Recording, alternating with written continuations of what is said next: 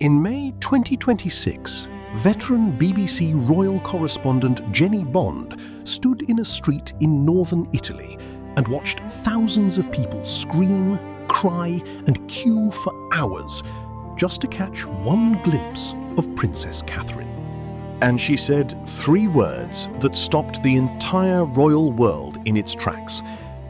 This is Diana. Today, we lay out every piece of evidence and let you decide for yourself. Before we get into the evidence, let's take a moment to understand what Princess Diana actually meant, not just to Britain, but to the world. Diana was not simply a royal. She was a phenomenon. Wherever she went, Australia, America, India, Japan, people didn't just admire her, they felt connected to her, as if she understood something about ordinary human suffering that the rest of the royal family simply didn't. When she died in 1997, 1 billion people watched her funeral, and the monarchy, shaken and exposed, has spent nearly 3 decades trying to fill the void she left.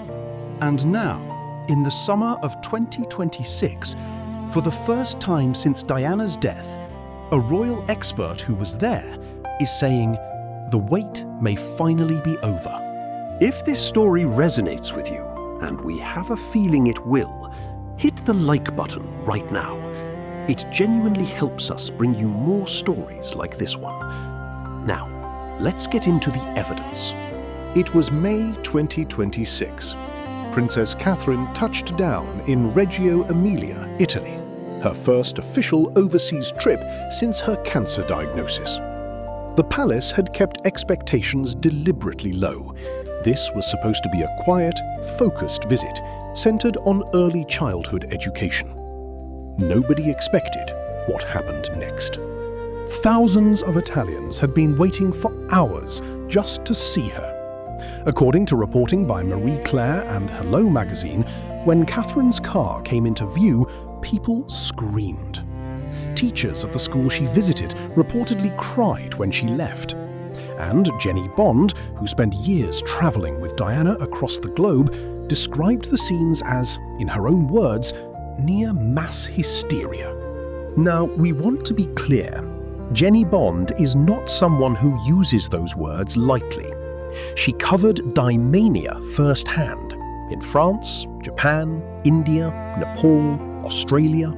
She knows what royal hysteria looks like, and what she saw in Italy, in our view, clearly shook her. The comparison she drew was to Diana's 1983 tour of Australia, widely considered the moment Diana mania became a global phenomenon. Back then, people had called it Di-mania.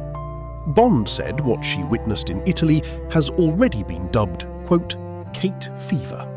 And here's what we find most remarkable about all of this. Catherine wasn't trying to be Diana.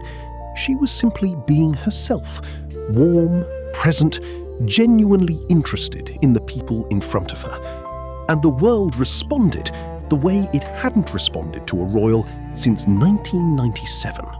What do you think? Do you believe Kate has the same quality Diana had, that rare ability to make strangers feel truly seen? Tell us in the comments. We read every single one. But the Italy moment wasn't the only thing that made royal watchers do a double take in 2026. Because 6 weeks later, at Trooping the Colour, Princess Catherine appeared in an outfit that left fashion historians searching their archives.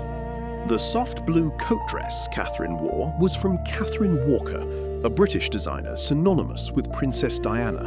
And, according to Marie Claire's royal fashion team, the similarities to a coat Diana wore from the exact same designer in 1987 were, and we quote, unmistakable. Same soft blue shade, same white contrast trim, same pocket details, same iconic British designer. Now, is this deliberate? In our view, almost certainly yes. Kate has worn Diana's jewellery for years. She famously wears Diana's engagement ring. She wore a 3-strand pearl bracelet designed for Diana at Royal Ascot this year. These are not coincidences.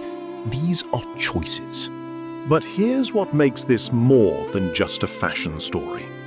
Diana used clothes as communication. Every outfit carried a message, whether of solidarity, defiance, or simply, I see you. And increasingly, royal commentators are suggesting that Catherine has learned and mastered that same language. Fashion, of course, is only the surface.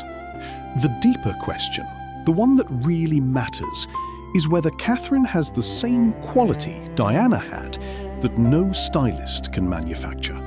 In 1987, Diana shook the hand of an AIDS patient without gloves, at a time when most of the world was too afraid to be in the same room. She didn't do it for the cameras, she did it because she meant it. In June 2026, Catherine visited a cancer centre in Manchester. According to Hello magazine's coverage, she opened up personally, speaking about her own chemotherapy experience in a way that was, by all accounts, remarkably unguarded for a senior royal. She wasn't reading from a script, she was connecting. Royal author Catherine Mayer, who has written extensively about the modern monarchy, told Hello magazine's podcast that Catherine has, in her words, a clever way of fitting into the royal family, while remaining fundamentally herself. In our view, that is exactly what Diana had, and exactly what every royal since Diana has failed to replicate. Until now. There is a quality in the photographs that is almost impossible to fake. Diana had it, and looking at the images coming out of Italy, out of Manchester, out of Royal Ascot this summer, Catherine has it too. But we don't have to rely on expert opinion alone, because some of the most compelling evidence comes from moments that no one planned, moments caught on camera in front of the entire world. Diana's power was always most visible in the unscripted moments. The way she'd break from a formal walkabout to crouch down and talk to a child. The way she'd look directly into someone's eyes as if no one else in the room existed. Watch the footage from Italy. Watch how Catherine moves through a crowd. The warmth isn't performed. The attention isn't divided. When she stops to talk to someone, she actually stops. She actually listens. And then there are the moments with William. Diana and Charles were famously mismatched. In public, stiff, formal, distant. William and Catherine are the opposite. They laugh, they whisper, they look like people who actually want to be standing next to each other. In our view, that contrast alone tells a bigger story about the monarchy's future than any official palace statement ever could. We're genuinely curious. Which moment in Catherine's public life has felt most Diana to you? Drop it in the comments below. So, what does all of this actually mean? Is Catherine simply paying tribute to Diana? Or is something bigger happening? The monarchy in 2026 is navigating a genuinely uncertain moment. King Charles, still managing health challenges, carries the weight of a crown in an era of declining royal approval ratings. The Harry situation shows no signs of resolution, and younger generations, frankly, are increasingly indifferent. And then there is Catherine, planning a trip to India for the Earthshot Prize in November 2026. Back at overseas tours for the first time since cancer, filling rooms in Italy the way Diana filled stadiums. According to Jennie Bond's reporting, the palace PR team, while carefully putting no official pressure on Catherine, must be watching the Italy footage with something close to relief.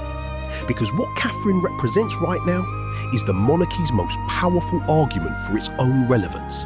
Not history, not tradition, a living, breathing, deeply human reason to care about the crown. Diana's legacy was never really about glamour. It was about making people feel like the monarchy was for them. not just for the aristocracy, not just for the history books, for ordinary people. In our view, Catherine is now carrying that torch, and she's carrying it beautifully. The question, is Kate the new Diana, is really two questions in one. The first is about resemblance, the clothes, the crowds, the compassion. By those measures, the evidence is striking. But the second question is deeper. Diana wasn't great because she looked like a princess. She was great because she refused to act like one. And what Jennie Bond saw in Italy, and what the world is slowly beginning to see, is that Catherine may have arrived at the same rare, remarkable place. Not as Diana's replacement, but as herself. Which, in the end, is exactly what Diana would have wanted. We'd love to know your thoughts. Is Princess Catherine the new Diana? Or is she something entirely her own? Tell us below. We genuinely read every comment. And if stories like this are why you're here, subscribe to Infinity Zone. We cover the real stories behind the royal headlines every single day.